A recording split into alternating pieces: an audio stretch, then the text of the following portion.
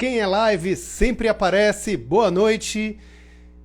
Essa é uma série de lives onde a Voz Comunica convida publicitários, profissionais de marketing, designers, gestores de moda, profissionais de relações públicas, todos amigos, todos aqui presentes para falar um pouco de sua trajetória e também de como essa pandemia afetou o trabalho de cada um, de suas empresas, de seus escritórios, como cada um de nós precisou migrar muitas vezes para o home office e conviver, né, com todas as consequências do que a gente está passando, que nosso país está passando.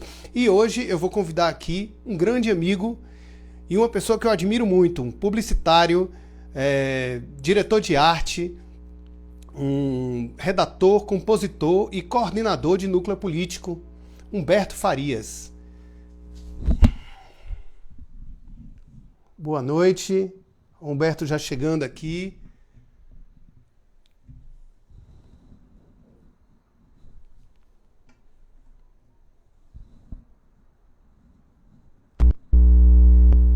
Grande Humberto, já...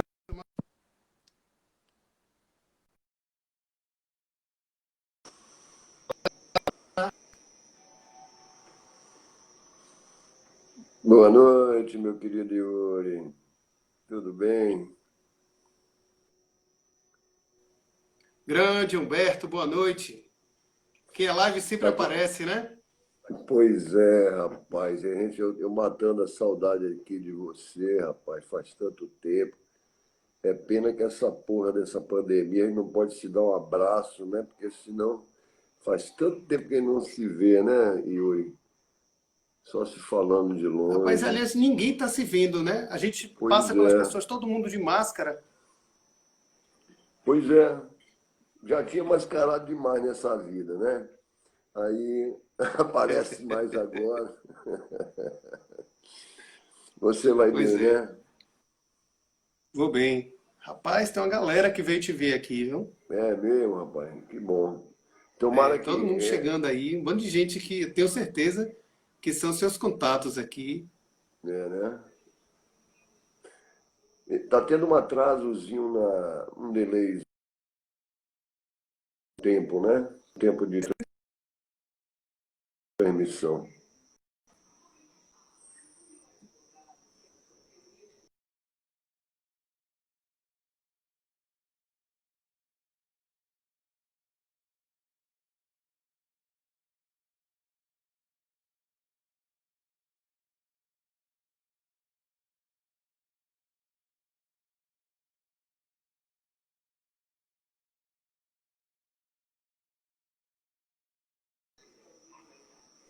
Voltou. Voltou.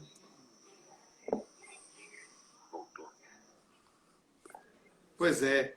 Grande Humberto. Humberto, você é diretor de arte, redator, compositor e coordenador de núcleo político. Você também é licenciado em arte pela Universidade Federal da Bahia. Nunca exerceu o ofício de professor, mas você é mestre da direção de arte, criatividade e política. Você quer falar um pouco do início de sua trajetória? Rapaz, esse negócio de você falar de passado é um negócio que é divertido nos toma tempo para o assunto central, né? Chegue um pouco Mas mais perto do microfone. eu tô com um bichinho aqui, esse troço aqui. Tá ouvindo bem? Tá Tô. ouvindo melhor agora? A coisa não toma tempo. Tranquilo. Esse negócio de falar de passado toma um pouquinho do tempo da gente entrar no assunto central. Mas o passado é importante, rapaz. E por isso eu vou lhe responder, porque nós estamos tendo problema hoje no Brasil, porque uma parcela enorme de nós, brasileiros, desprezamos a história. História é passado. A gente precisa conhecer o passado para viver bem o presente e fazer um futuro bacana, no caso do país, para o país inteiro, né?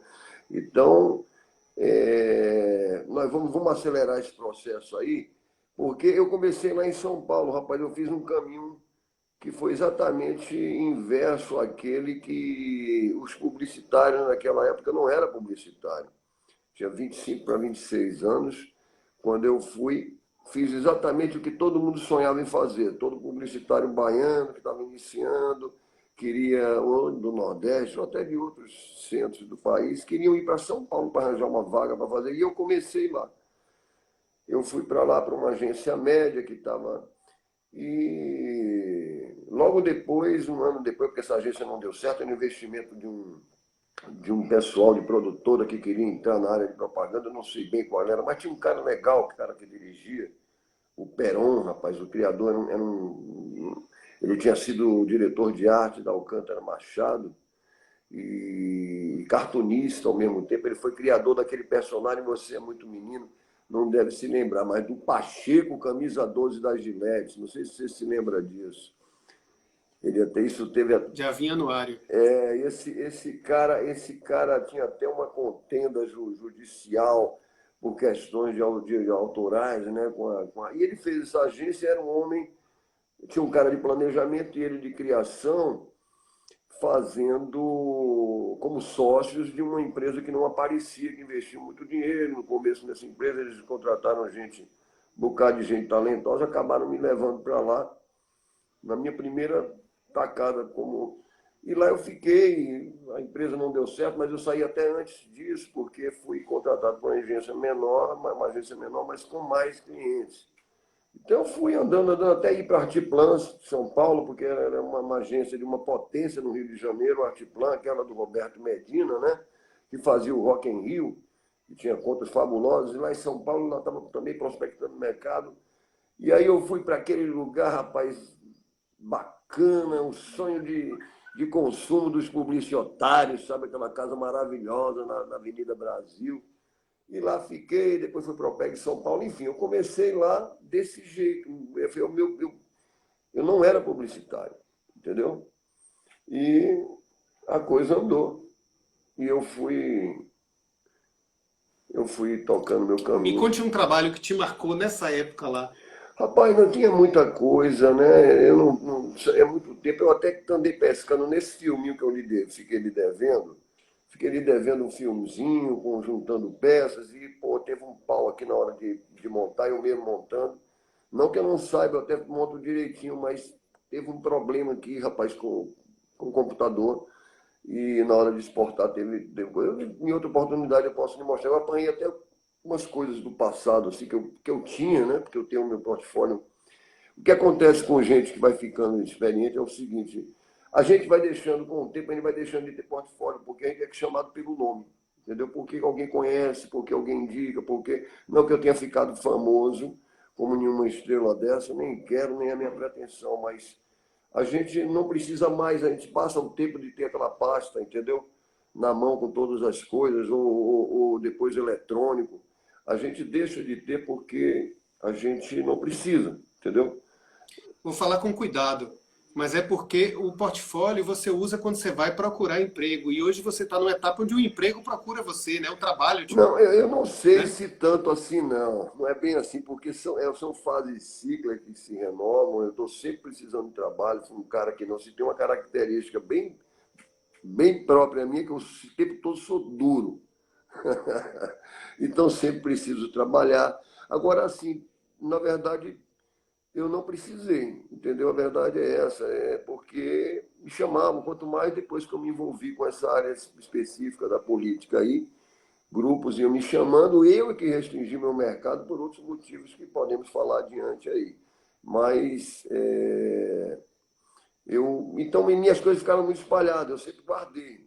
Até na minha agência, tudo, nós tivemos HDs e tudo. O problema é que a gente muda e tal, e aí fica uma coisa num lugar, outra no outro. Aqui eu tenho uns 2 HDs que eu procurei coisas e consegui fazer um acervo assim, obedecendo uma cronologia bem razoável. Seria legal mostrar, mas infelizmente teve esse problema de Mas outra aí, vez. então, indo adiante, né? Você pediu para a gente ser breve nesse passado. Aí, após um voo do Sudeste para o Nordeste, você participa de sua primeira campanha política, Isso. em 1990, no Ceará. Como é que foi, assim, se inspirar ali com a Praia de Iracema, Praia do Futuro? Rapaz, o Ceará foi uma das melhores coisas que aconteceram na minha vida. São Paulo também, eu gosto de São Paulo. Não sou desses que diz que São Paulo é uma merda, não. São Paulo é um lugar. engraçado, pitoresco, que como meu pai observava, tem até aspectos provincianos de São Paulo. Eu gosto de São Paulo, também fiz amigos lá. Hoje eu tenho parentes lá, tem minha filha morando em São Paulo, uma das minhas filhas mora em São Paulo. Eu tenho um carinho por São Paulo, mas o Ceará foi um negócio espetacular para mim. Porque, primeiro, que eu me identifiquei muito com a cultura, sobretudo do Ceará. Eu gosto mais do Ceará do que de Fortaleza, embora o grosso dos meus amigos e grandes amigos eu tenha são em Fortaleza. Mas gosto mais, admiro mais a cultura do Ceará do que de Fortaleza, né? É um dado que eu estou colocando aqui. Mas gosto muito de lá, tenho boas relações e fiz muita campanha. Por causa desse primeiro momento, eu acabei sendo conhecido e eu fiz campanha nesse Nordeste todo, em parte do Norte. Quase todo o Norte e quase todo o Nordeste. Só duas capitais que eu não fiz campanha. Mas no Ceará foi onde eu mais fiz. E o Ceará é um lugar onde eu sou, um lugar, eu tenho muita gratidão pelo Ceará e pelas pessoas de lá, as pessoas que são minhas amigas de lá, eu as tenho com muito carinho assim guardadas no meu peito, no meu coração. Viu? Mas foi bom, então foi. Quais foram as agências lá no Ceará que você Não, eu passou? passei por agências lá, duas, né? Mas na verdade, era contratado para as campanhas, entendeu? Sim. Agora, é assim, lá em outros lugares, eu sempre fui um cara que eu me envolvi tanto com esse troço, que eu fui chamado não para uma campanha, um período normal de campanha. Algumas vezes eu fui para a campanha para passar um ano e meio, entendeu? Ou seja, começar bem antes, trabalhar ainda, às vezes, com gestão que está acontecendo e que você precisa trabalhar para preparar para uma campanha. Essas coisas todas Ou seja, engajado, né, Humberto? acontecendo. Mas esse engajamento a que nós nos referimos aí nessa conversa que determinou esse título, né, do coisa, é outro. É engajamento político mesmo. E não, porque nós todos que nos envolvemos, é um grau de envolvimento que você tem com a campanha, é necessário um grau maior sempre para você fazer uma campanha com pertinência, com acerto. Você tem que se envolver, e todos, de um modo geral, se envolvem e tal. Mas, assim, quando eu me referi a essas temporadas longas, é porque as pessoas mais sábias fazem melhor as coisas.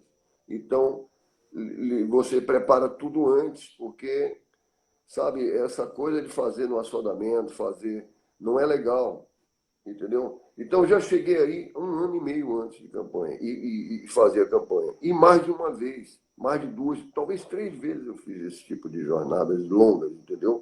Logicamente, vindo para Salvador de 15 em 15 dias e tal, essas coisas todas. Mas, enfim, o Ceará é uma grata experiência que eu ainda mantenho vínculos muito bons, tenho grandes amigos lá e, e lá eu acabei fazendo bem mais campanha do que em outro lugar.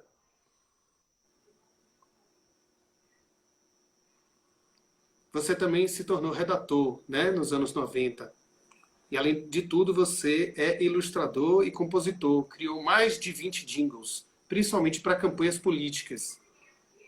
Uhum. Você na Bahia trabalhou em várias agências. Você quer falar um pouco de cada uma? E dos amigos que você fez, das pessoas que você Rapaz, os trabalhou? amigos estão aí. Eu não vejo muita gente há muito tempo.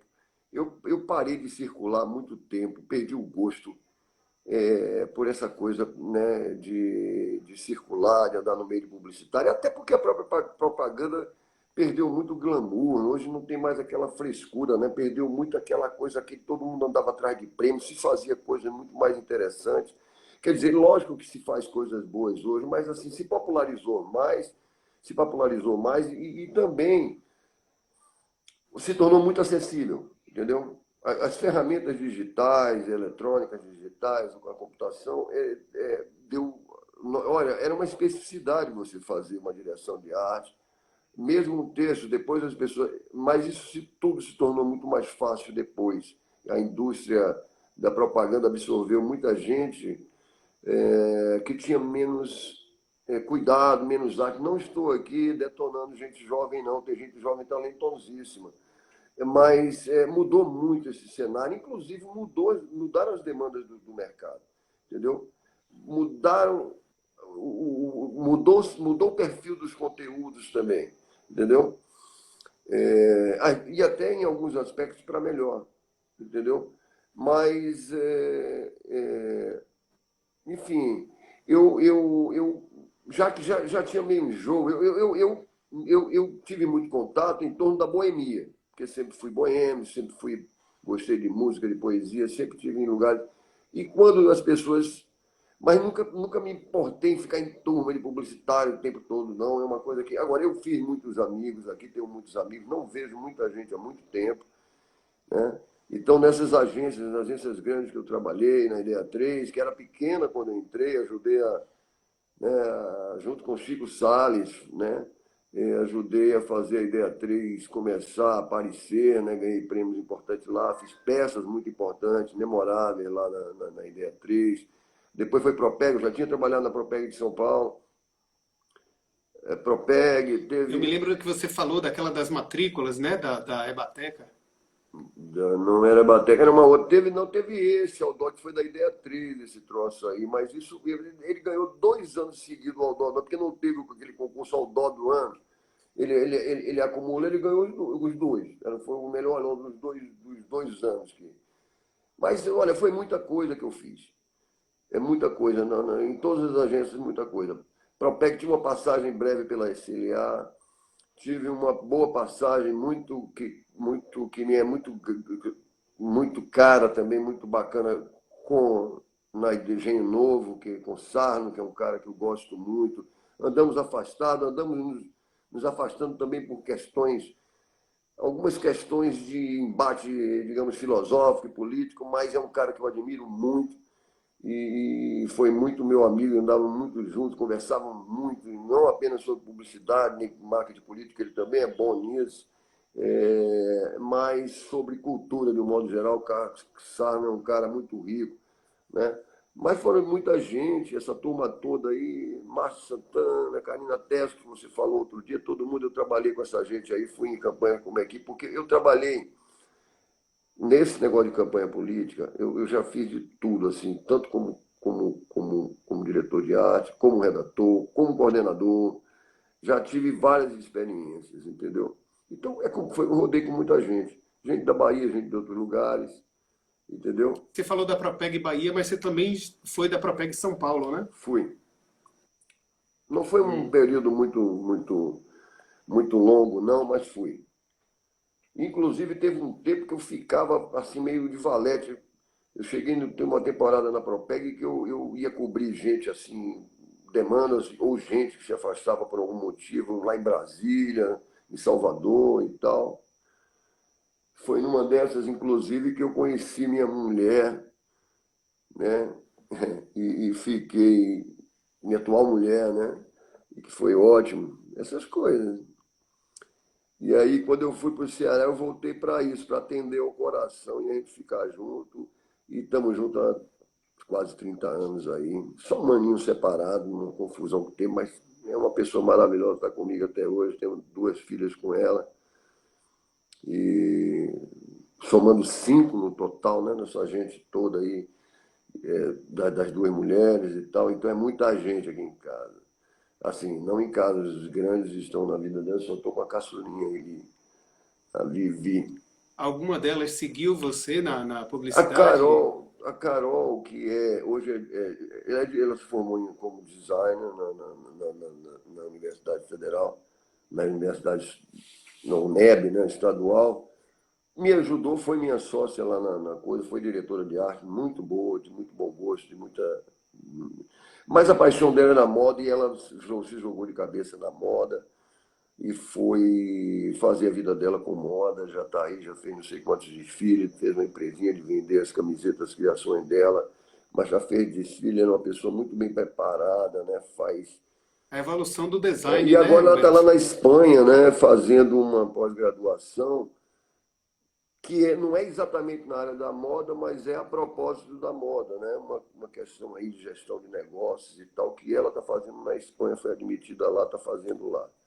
Está sozinha por causa da pandemia, está em isolamento, que está melhor lá agora, lá ela tem mais sorte de ter um governo que cuidou melhor das coisas e as pessoas estão saindo, né? Está melhor agora, mas ela passou um bom bocado. Sim, então E é foi isso. que Só o anos. Carol. O Beto que se aproximou mais foi o outro, que foi jornalista, mas também mudou de ramo. Ele foi repórter. Mas, enfim. E a HBTO surgiu quando? Rapaz, a HBTO, eu inaugurei ela, na verdade, eu criei essa agência. E lá em 93, com o nome de Nova Ideia. Ela, quando começou pequenininha, rapaz, foi bem. O problema todo, rapaz, é que eu não sou um cara bom de negócio, de fazer negócio, de gerir empresa. Mas, do ponto de vista da produção criativa, da geração de produção de conteúdo e tal, a minha agência sempre foi bacana. Tanto, mudou de nome, da Nova Ideia para HBTO mais tarde, porque ela ficou parada. Eu criei em 93, abrimos as portas até 96, aí a coisa apertou com aquela crise de 94, 95, é, e eu fui fazer campanha política e ela ficou adormecida, só voltei com ela depois, em 2002. Né? E a HBTO, e hoje está adormecida de novo. Eu tive aquele problema de saúde em 2012, parei, fiquei um ano fora de combate e preferi dizer, olha, não é minha praia não ser dono, ser empresário. Hoje ela é só um CNPJ para me abrigar com o CNPJ, para eu prestar minha consultoria, minha assessoria. Mas abril foi bom, foi festiva. No tempo que teve no Rio Vermelho, foi talvez uma das agências mais festivas de lá, mais que mais homenageava Iemanjá. Foi a agência que teve mais próxima da boa boemia, a boemia com música, tanto próxima geograficamente como na promoção. Nós chegamos a patrocinar muita gente, muita banda, muita coisa que teve por ali, porque participamos do agito cultural do Rio Vermelho. Que massa. É, Boa lembrança, viu? é, Boa lembrança.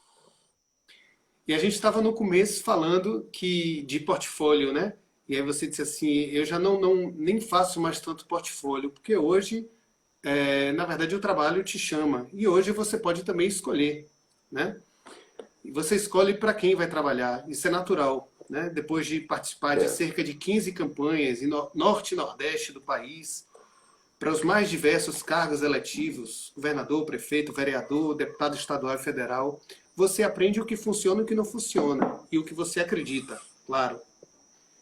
E aí, como você mesmo diz, por decisão pessoal, irrevogável, e assumindo a consequência de restringir mercado para si próprio, você não faz política para a direita, desde 2005, ainda que com posicionamento crítico à esquerda, aos principais partidos de esquerda. Aí eu vou lhe fazer uma pergunta. Como você está enxergando as eleições para 2020? Repare só, você se deu um pulo de um lugar que é para a questão de escolher, de poder escolher, parecendo que eu posso me dar esse luxo, porque não é bem assim, porque a gente teve experiência, pode escolher, não. Eu sempre precisei, sempre preciso de trabalho. E, mas nesse quesito mais ligado à coloração ideológica, eu fiz uma escolha assim, uma decisão. Né? E sobre a eleição, vou falar depois, tá? Vou deixar aí, porque você fez uma pergunta muito longa, você falou de muita coisa. Então, assim, não é uma coisa assim de me dar o luxo de escolher isso dentro do quesito. Não, eu sempre avaliei as coisas, né?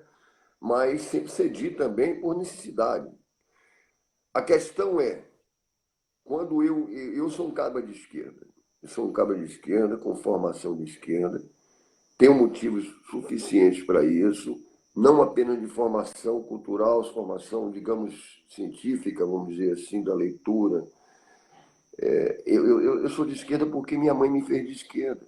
Não porque ele era partidário nem nada. Minha família me fez, meu pai, porque me ensinou a ter compaixão, me ensinou a ter amor, me ensinou a ser uma pessoa que gosta do outro, que gosta de gente, das pessoas, que respeita o mundo. Então, por isso eu sou de esquerda, antes de ser um cara que tem alguma leitura, que tem alguma formação política, entendeu? Eu não sou uma acadêmica, até andei tentando mestrado, aí, mas não consegui vencer o tempo. Um mestrado na área até de sociologia mesmo, eu comecei a fazer, mas sempre tive interesse por política desde cedo, desde cedo.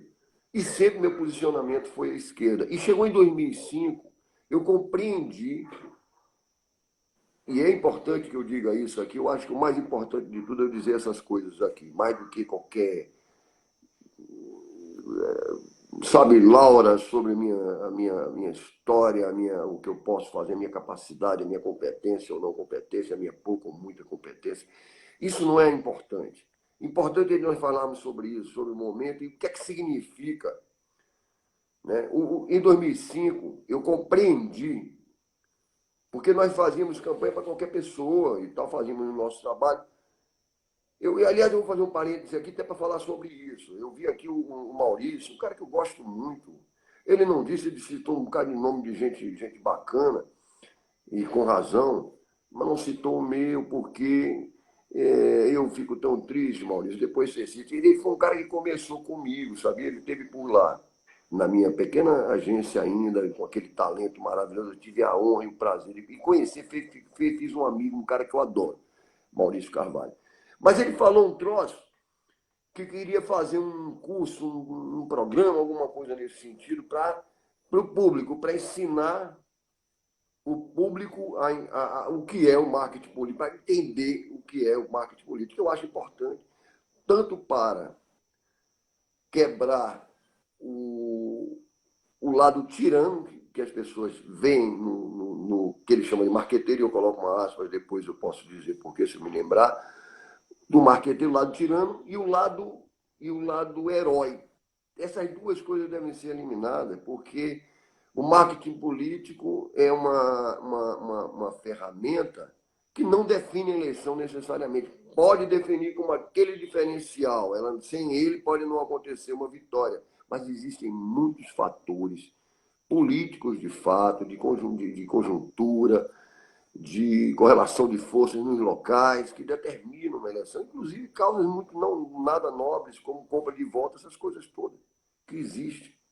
Infelizmente, nós temos um campo onde o terreno fica, sabe, a pobreza e a ignorância, a junção da pobreza com a ignorância, cria um terreno fértil para que o cara possa fazer isso no Brasil. Isso de muito tempo sempre aconteceu e vai continuar acontecendo. Enquanto não contamos ao menos. Então, o que eu quero dizer é o seguinte: Maurício disse isso, eu acho que é bom para a gente quebrar esses tabus, entendeu? Para a gente contar tanto que a gente não é tirano e tanto que a gente não é. Então, o Maurício ele tem uma visão um pouco diferente minha, ele gosta de se chamar de marqueteiro, eu não gosto muito, porque eu prefiro falar em comunicação, porque sim ganhou uma pejoração muito grande, por ignorância e por outros motivos, por maus hábitos que vimos aí pra caramba. Ganha também, às vezes, o caráter de artificialização de coisas que não devem ser artificializadas, e alguns idiotas tentam artificializar, entendeu? Então, eu prefiro falar em comunicação eleitoral e política, eu gosto de falar assim. Mas não me preocupe que ninguém me chame de marqueteiro, não. Ele também, ele gosta, então a diferença dele, eu não me preocupe, ele gosta. Então, o que eu quero dizer é o seguinte: é importante que a gente faça esse esclarecimento, que acho bom, eu apoio a ideia dele nesse sentido, entendeu? Mas é isso. Então, o que aconteceu em 2005? Em 2005, o país pôde perceber, pelo menos quem tem envolvimento com política, pôde perceber que as nossas elites não suportariam um partido progressista aqui. 2005, aqui o alvo era Lula.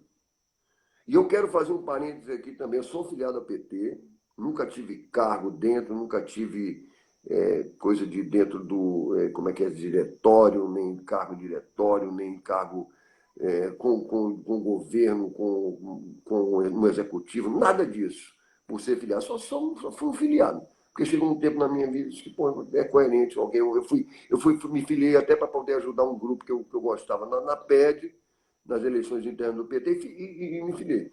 Mas eu tenho muitas críticas, e sobretudo hoje, ao PT, mas não a crítica rasa, por isso que eu digo que são críticas à esquerda, ou críticas de gente de esquerda ao PT. Mas eu quero dizer aqui, o parênteses que eu quero dizer é o seguinte: mesmo com as críticas que eu quero que você saiba que eu tenho à esquerda e ao PT, Lula foi o melhor presidente desse país desde Getúlio Vargas, que esse sim foi o maior de todos, um presidente nacionalista. Teve outro, por incrível que pareça, no período da ditadura, que foi um grande presidente também, porque era um nacionalista, Ernesto Geisel, o homem que impulsionou o país com hidrelétrica, Itaipu, estradas, uma série de coisas, petroquímica que trouxe aqui para a Bahia. Então era um cara que pensava no Brasil, enquanto quem estava atrás dele, na ditadura, não. E Lula foi o próximo cara que pensou do mesmo jeito, embora tenha feito um acordo com o capital, para que, quer dizer, ele foi um conciliador. Mas eu quero dizer o seguinte, Lula é perseguido desde 2005, o alvo era ele. E as coisas mais hediondas no plano da justiça foi feita aqui para atingir Lula e acabar com o progressismo no país. Então, meu irmão, naquele momento, eu que fazia campanha para qualquer coloração, logicamente que algumas coisas a gente podia não aceitar. Eu decidi que eu não faria mais. E só fiz para a esquerda desde então. E, claro, com reservas algumas pessoas ou grupos da esquerda, mas procurei não me meter. E isso é sério, eu não fiz, eu perdi dinheiro, quer dizer, eu continuo duro mesmo, eu vou levando a vida. Mas por exemplo, eu deixei de fazer Randolfo Rodrigues, que alguém me sondou para fazer Randolfo Rodrigues, em 2018, para senador. Então o nego sondou eu com muita delicadeza, eu disse, rapaz, eu queria dizer o seguinte, peça aí, porque você já vi que não é um assessor direto e tal. Ele estava me sondando, é um cara da equipe, e tinha outros assessores mais próximos ao cara, que eu disse, olha, se quiser, manda ele falar comigo. Agora, tem algumas posições do Randolfo que eu não concordo, e para mim é muito difícil. Perdi dinheiro e pronto, não fiz. Por quê? Randolfo, dito de esquerda, do partido, mas um lavajateiro, que apostou na Lava Jato, que fez aquela coisa de falar com as pessoas, porque o Lava Jato criou aquele senso moral no país de que ia acabar com a corrupção, ele não podia ser contra e convenientemente. E não há ninguém em sã consciência que possa admitir que os processos da Lava Jato, que hoje está muito mais claro, com muitas revelações, mas desde cedo a gente sabia quem procurava a imprensa alternativa, quem ouvia o outro lado, porque a Globo não mostrava nem ninguém, sabia, não pode admitir que a Lava Jato agiu de forma com uma conduta correta. E hoje todos eles estão recuados nessa história. O próprio Randolfo já não acha que o Moro é aquele herói. E assim foi o Brasil. Então, quero dizer, em 2005 foi isso. Eu tomei essa decisão e nunca mais fiz. Isso me criou um problema muito grande, porque restringe o mercado. Entendeu? Então, é isso que eu estou falando o marketing engajado. Tem muitas maneiras da gente entender o marketing engajado. Os engajamentos podem ser por muitos motivos. Mas ele é assim, é como a arte. Existe a arte engajada, existe o cinema engajado, existe a música engajada, existe a arte plástica engajada, o teatro engajado, que trata de temas voltados a causas. É nesse sentido que eu considero o meu trabalho de marketing de engajado, porque eu tenho um lado na história. Entendeu? Agora, existem várias formas de praticar o marketing engajado. Às vezes, você está dentro de um partido, que também, às vezes, tem lá um diretor de marketing, um presidente de comunicação, uma coisa assim. Comunicação é a área fim. Então, é uma forma de você exercer a profissão, o ofício, de forma engajada, que é de uma maneira paga. O meu caso eu faço pago ou não. Faço a minha batalha. Então é o que eu tenho feito ultimamente.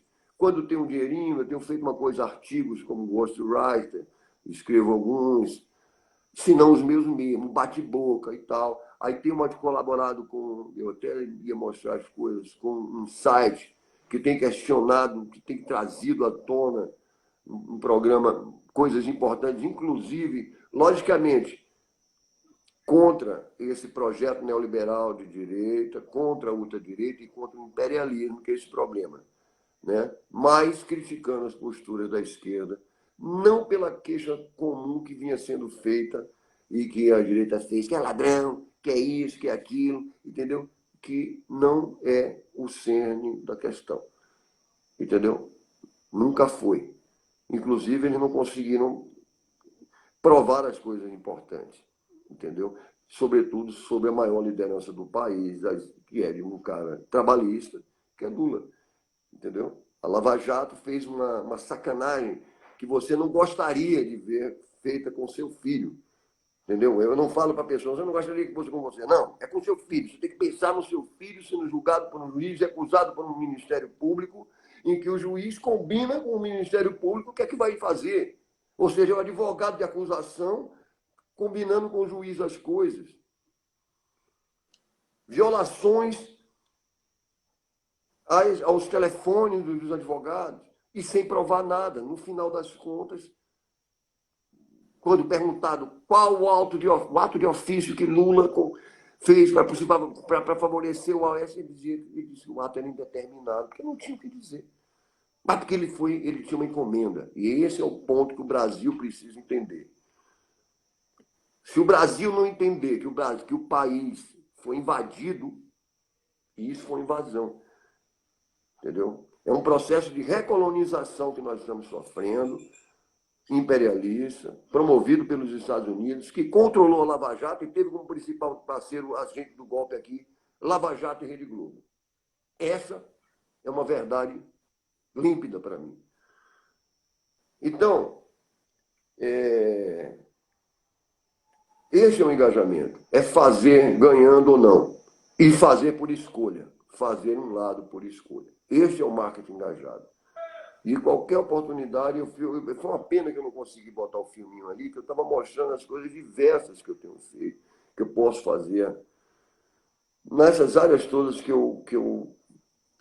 em que eu emprego minhas habilidades, todas elas, né? As habilidades que eu tenho, que eu cultivo, que eu construí, que talvez, enfim, o que Deus me deu, uma coisa, tudo eu tenho usado para isto, tenho me ocupado disto, entendeu, Yuri? E acho que cada um de nós, eu acho boa levar essa mensagem aqui, porque uma coisa que eu vi muito pouco aqui na Bahia e em outros lugares foi publicitário se manifestar, se posicionar claramente, sabia? Alguns tardiamente e muito discretamente. São muito poucos, eu conto no dedo de uma mão, aqui na Bahia, os publicitários que se posicionaram. E olha o que é que nós temos aí. Uma coisa de onda sendo feita no país. O país está sendo entregue. E temos a infelicidade ainda de ter se agrupado nesse esquema do golpe militares não nacionalistas. Entendeu? Que não podem salvar, não podem dizer vamos tirar Bolsonaro, essas crescências, e vamos agora comandar com pulso forte, porque não são nacionalistas. Ficaram calados com relação à entrega da Embraer, a entrega paulatina da Petrobras, que está sendo fatiada e sendo vendida, é importante, estratégica para o país. Ficaram calados com a entrega de Alcântara, um negócio que fere a soberania nacional e fere os interesses comerciais do Brasil. Porque se está entregando, claro que aqui é uma base militar para lançar foguete, quem lança satélite, foguete para lançar satélite, lança míssil. Claro que a soberania do país está estragada em toda a América do Sul, porque os Estados Unidos vão botar uma base aqui. Eles não disseram nada. Nunca se fez isso. No país ninguém entregou, os americanos já querem muito, eles entregaram Alcântara.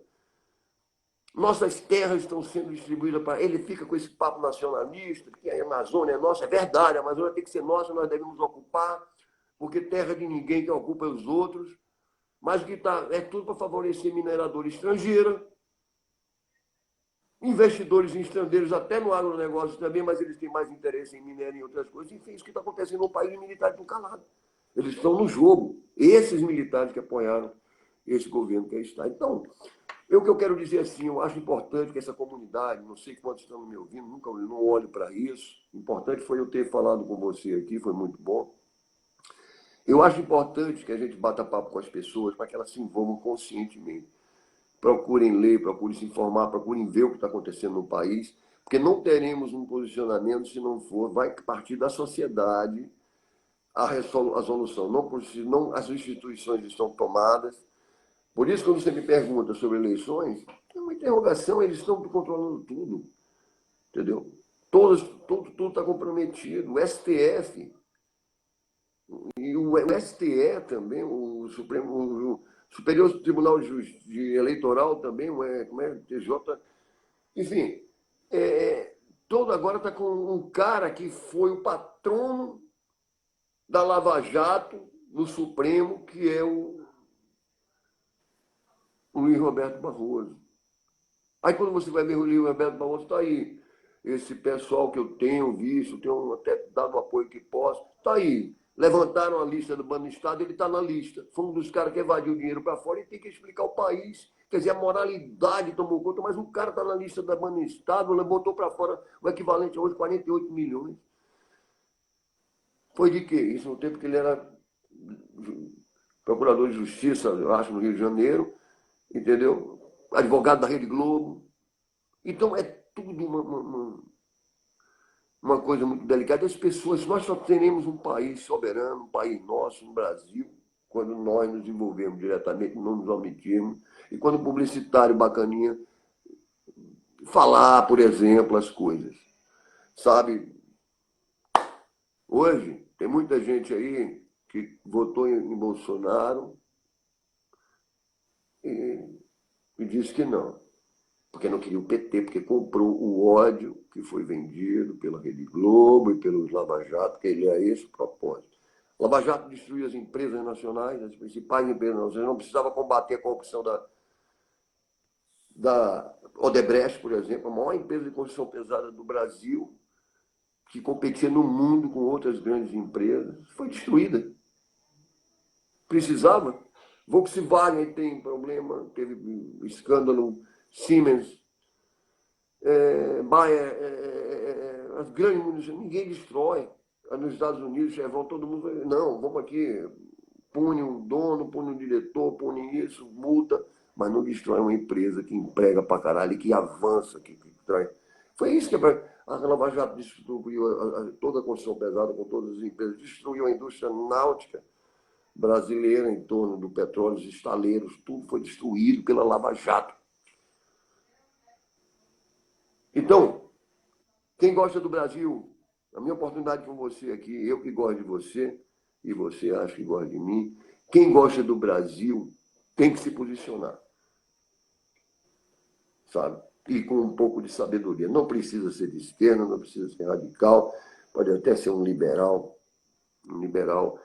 mais consciente, né? Um liberal inteligente, que está faltando, já teve liberal de gente, o liberalismo, né? Gente de direita liberal mais bacana, mais inteligente. Para isso, olha, nós estamos vivendo também uma crise de civilidade, que foi promovida por esse processo todo do golpe. Nós estamos vivendo uma crise de civilidade, onde a ignorância e a agressão imperam.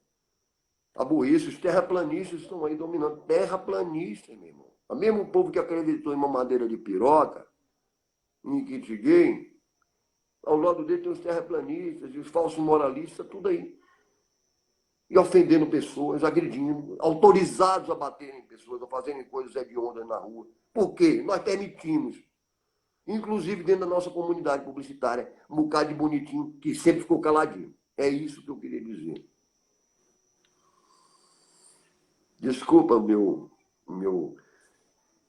ímpeto. Na verdade, você agora botou para fora o marketing político engajado. Você falou agora do seu tema central, né? Exatamente. Mas e essas eleições? Rapaz, as eleições, porque as eleições mudaram, o perfil das eleições mudou completamente, né? E muita gente está perdendo tempo, porque, primeiro que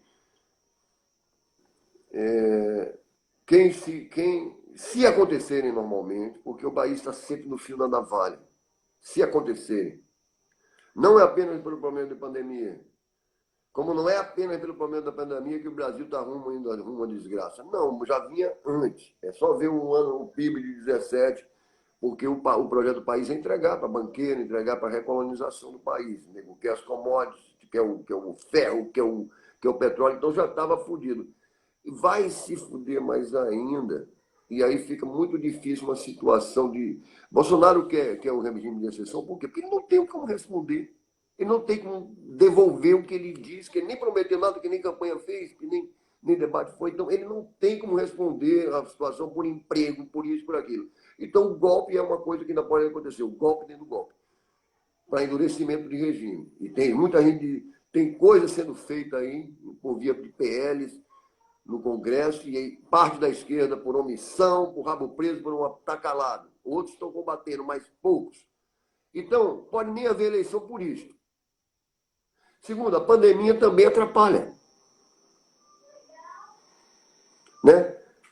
E não se sabe, vai adiar. E a outra coisa é o seguinte, independente de pandemia, a rede, os meios digitais são fundamentais hoje. E quem não criou boas redes, e as esquerdas tomaram uma lavada nesse sentido dessa extrema-direita que construiu ao longo de anos a rede dela, por isso que fica protegido ali aqueles caras, aquelas ideias malucas dos caras que querem ali fechar STF, do cara que quer, enfim, aquelas ideias loucas aí do terraplanismo, do globalismo. Os caras falam, né, daqueles caras, são aqueles caras que xingam o outro de comunista sem saber nem o que é. Né? Está cheio disso, mas está lá. O discurso moral e o discurso ideológico totalmente feito e controlado dentro da rede deles. Por outro lado, nós temos uma dificuldade, porque quem domina a rede, o grande capital que domina a rede, Facebook, YouTube, todo mundo, é controlado pelo capital e por gente que tem lado também. Não que eles sejam fascistas, mas eles estão com quem está mandando no mundo, que é o financismo, que é o problema maior, o financismo, o capital financeiro. Não dizem não ao capital do Trump. É capaz de Trump dizer mais não do que o Mark Zuckerberg. Porque todos são investidores, porque todos respeitam, porque os caras botam dinheiro. Então, meu irmão, eles têm lado, então eles controlam, não é só por causa do algoritmo, por interesse comercial, para anunciar que eles separam os grupos para que as ideias não se contaminem. Você não possa convencer o gente de lá de que a ideia dele está errada, que isso não é bom para o Brasil e tal. Então, qualquer campanha aqui, ela, assim, se o cara conseguir voto dentro da bolha dela, tá bom. Mas vai restringir voto de muita gente, da esquerda e também da direita, mas sobretudo da esquerda. Porque as campanhas estão sendo feitas de bolhas. Nós precisamos romper isso. E quem perdeu tempo sem formar uma boa rede, uma rede com o sentido de espalhar, de romper os limites da afinidade ideológica e criar um diálogo com pessoas que não pensam igual, quem não tiver essa habilidade não vai se dar bem. Existem leis que mudaram também, cláusulas de barreira, enfim, complica muito, as eleições estão, né? E sobre a eleição presidencial, eu acho, por exemplo, que é uma burrice nego estar agindo eleitoralmente, PT e outros partidos de esquerda, com relação a 22. Não, a história é outra. A história é começar a questionar o que está acontecendo no Brasil, é questionar Paulo Guedes.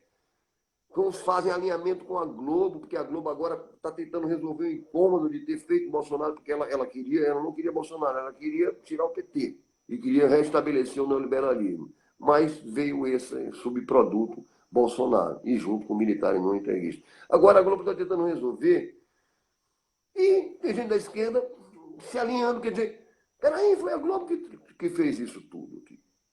Então, não adianta apostar que vai haver condições de que as instituições possam ajudar, porque estão todos envolvidos no problema. A Globo também não vai ter condições de resolver um problema de restabelecer o mínimo de democracia. Entendeu? Nós estamos com... É uma interrogação muito grande. As eleições vão ser uma... Eu acho, eu não estou falando não estou fazendo previsões, mas podem ser só uma coisa de aparência. E quem não tiver feito uma boa rede para defender, não tiver cuidado de certas coisas, como não cuidaram durante o processo eleitoral, não cuidaram, tomaram a lavada, perderam espaço, deixaram que as mentiras se consolidassem, porque existem queixas legítimas e queixas mentirosas, e eles são inescrupulosos, eles não têm medo, não tem problema de mentir. São mentiras de onde, se eu colecionar para lhe mostrar, é muita coisa. Deixa eu lhe perguntar uma coisa. Você vê alguma força aí aparecendo e que pode mudar esse cenário? Não vejo, sinceramente. Sabe o que eu vejo? Eu tenho apostado nisso, eu vejo uma... Porque é isso que eu digo, no momento que nós começarmos a lutar contra... no sentido de estabelecermos uma recivilização, um processo recivilizatório, nós só podemos fazer isso com a sociedade civil. Eu não estou acreditando nas instituições partidárias. As instituições de Estado estão viciadas também, elas não estão ajudando muito. Tudo isso que você vê aí é muito jogo de cena. Então, eu acho assim, eu tenho visto, são as pessoas cada vez mais em torno, por exemplo, de grupos, seja de programa, com uma consciência sendo traçada para que nós possamos. E é isso que nós temos que fazer, nós não temos que perder tempo com isso. Para apostar eleitoralmente, nós temos que apostar na consciência das pessoas, no esclarecimento, no elucidamento, na lucidez, na luz. Porque nós estamos vivendo um obscurantismo. Então nós precisamos quebrar o déficit de civilidade, em primeiro lugar, e restabelecer verdades. A verdade, a mentira está autorizada. A fake news não é só aquela fake news, são coisas bárbaras, são coisas sem nenhum sentido. Deixa eu me mostrar listas aqui das coisas, de mentiras, que são contadas todos os dias.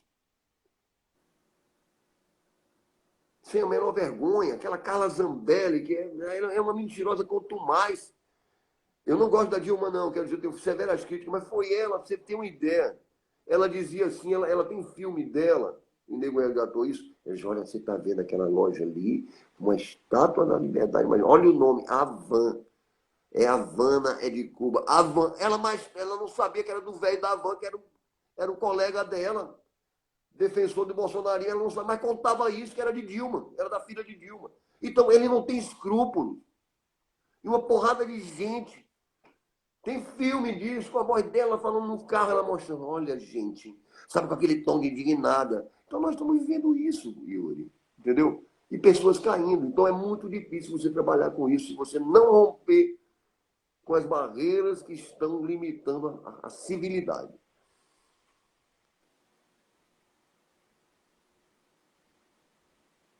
É esse o problema. Então, assim, eu não sei o que vai ser, eu não sei, pouca gente sabe. Está se falando porque é uma coisa institucionalizada, as eleições, então está todo mundo aí. Mas tudo pode acontecer e tudo pode não acontecer. E acho que a dificuldade grande é trabalhar numa rede que foi mal trabalhada antes. Então, aquele deputadozinho que tem Sim. sua galerinha ali, em geral, e é uma crítica que eu faço, não quero me estender nisso agora, por exemplo, que tem grupos identitários, que é um problema, nós estamos vendo um problema no Brasil. Brasil.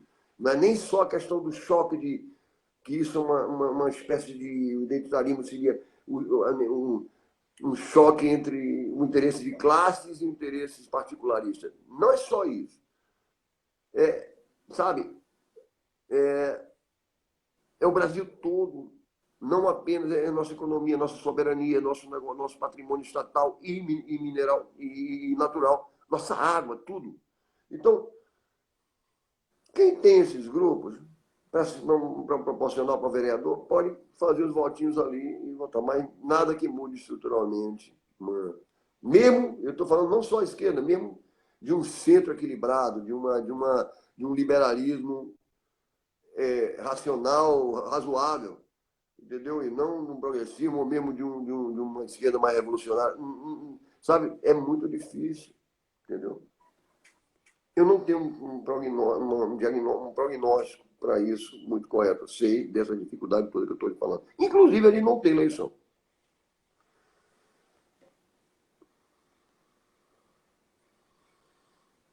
Na verdade, esse sentimento é bem geral, né? Uhum. Ninguém tem uma expectativa do que é que pode mudar agora, né? Pois é. Pois é. Mas, meu querido, enfim, eu acho que é papel nosso. Eu acho que, assim, que esse engajamento, ele não precisa ser só do marketing. É um engajamento por um amor ao Brasil. Engajar-se, questionar, não deixar nem fascista, nem neoliberal, porque não querem nada. Paulo Guedes, essa receita de Paulo Guedes é criminosa. Ela vai nos levar a sermos o Haiti, não precisa de pandemia, não precisava de nada disso. Porque é uma proposta de retirada de direitos que já estão acontecendo, como previdência e tudo mais. Não investimento em emprego, esperando que, entregando para o capital. Quem indutor no desenvolvimento tem que ser o Estado. Como fez Getúlio, como fez Lula. Como fez até o próprio Geisel, em certa medida. Mas foi muito importante o que Geisel estabeleceu aqui. Uma petroquímica que veio aqui, né? Na Bahia, nós temos aquele polo petroquímico, tudo isso foi por conta de um outro presidente que pensava de um modo diferente. E não entregar tudo e ser dependente de capitalismo de dependência. Entendeu? Então, a política de Guedes é essa. É uma política antinacional, anti-brasileira. Ele quer vender tudo, quer vender Banco do Brasil, quer vender empresa estratégica como é a Eletrobras, cara. A Eletrobras é que cuida da nossa energia. Não é só a questão da luzinha que vai ficar cara, não, que vai ser. Mas, cara, essa é uma empresa que ela não tem interesse nenhum em levar energia para, por exemplo, uma região que poderia se industrializar, mas não vai ter. E vai ser cara. Energia estratégica para o país funcionar é uma questão de segurança nacional, até como o petróleo tudo isso está querendo sendo entregue, cara. Então, que política é essa? Não nacionalista e massacradora dos direitos das pessoas, dos seres humanos. Um cara, um psicopata, um cara que queria tirar aquele benefício continuado, que era R$1.000 para o velhinho quando chegava a 65 anos, aquele velhinho que não conseguiu pagar a aposentadoria, ele chegava a 65 anos, quase lá, hein? Ele era R$1.000.